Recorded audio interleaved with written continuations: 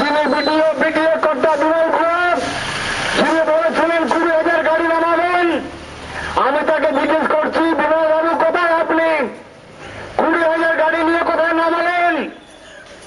আপনি যার সঙ্গে খেলা খেলছেন এই ট্যাক্সি চালকরা কিন্তু ক্ষমা করবে না।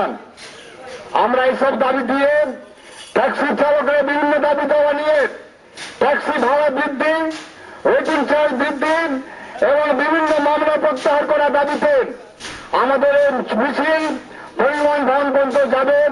সেইখানে আমরা পরিবহন সচিবকে আমরা স্মারকলিপি देव।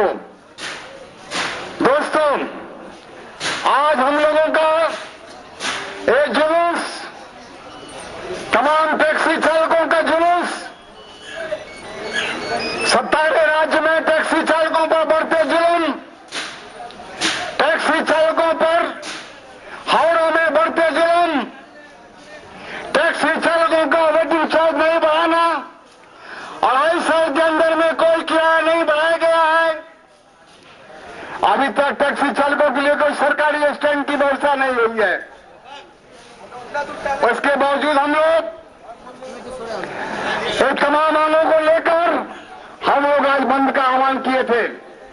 ये बंद को तोड़ने के लिए बहुत शर्म की बात है कि जो अपने को मजदूर दोस्त बोलते हैं, आज बीटीए के कंधा में बंदूक रख करके आज बहुत जगह चेष्टा की है, बहुत जगह में, लेकिन सारे टैक्सी चालक भाई हमारे लड़ाकू टैक्सी चालक इस चेष्टा को नाकाम करके साबित कर दिए कि टैक्सी चालक की इकाई को कोई ताकत तोड़ नहीं सकती।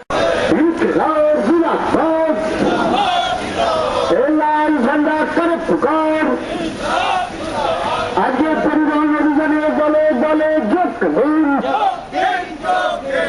टैक्सी चालक अभियान दले दले जोक टैक्सी चालक विभिन्न समस्या आज परिवहन अभियान दले दले जोक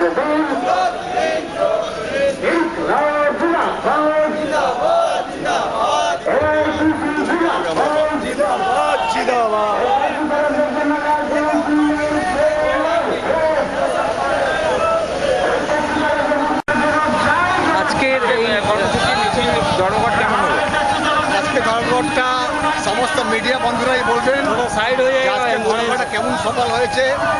আমি মিডিয়ার উপরে ছেড়ে দিচ্ছি, মিডিয়ারাই বলবেন যে ধর্মঘটটা কেমন হয়েছে। তবে এটা বলতে পারি যে আজকে আমাদের হরতালটাকে ভাঙার জন্য বিভিন্নভাবে প্রচেষ্টা করা হয়েছে। এই সমস্ত ঘৃণ্য প্রচেষ্টাকে ট্যাক্সি চালকরা পুরো হরতাল সফল করে তার যোগ্য জবাব দিয়ে এই বিটিএ এবং তার সঙ্গে অন্যান্য সংগঠন আছেন, তারা এই হরতালকে ভাঙার চেষ্টা করেছিলেন সর্বশক্তি দিয়ে, কিন্তু এই হরতালটা সমস্ত ট্যাক্সি চালক আজকে সার্বিকভাবে আজকে ধর্মঘট ব্যাপকভাবে সফল করে তার যোগ্য জবাব দিয়েছে। সিটু এলো না কেন আপনাদের সাথে? সিটু এলো না, সিটু এটা হচ্ছে তার রাজনীতি সংকীর্ণ পরিচয়। আমরা কিন্তু গতকালকে আলোচনা বসেছিলাম, তাদেরকে আমরা আহ্বান জানিয়েছিলাম তারা আসলে ভালো হতো, কিন্তু এরা এলো না, এটা কিন্তু আমাদের ট্যাক্সি চালক মধ্যে ভুল বার্তা যাবে।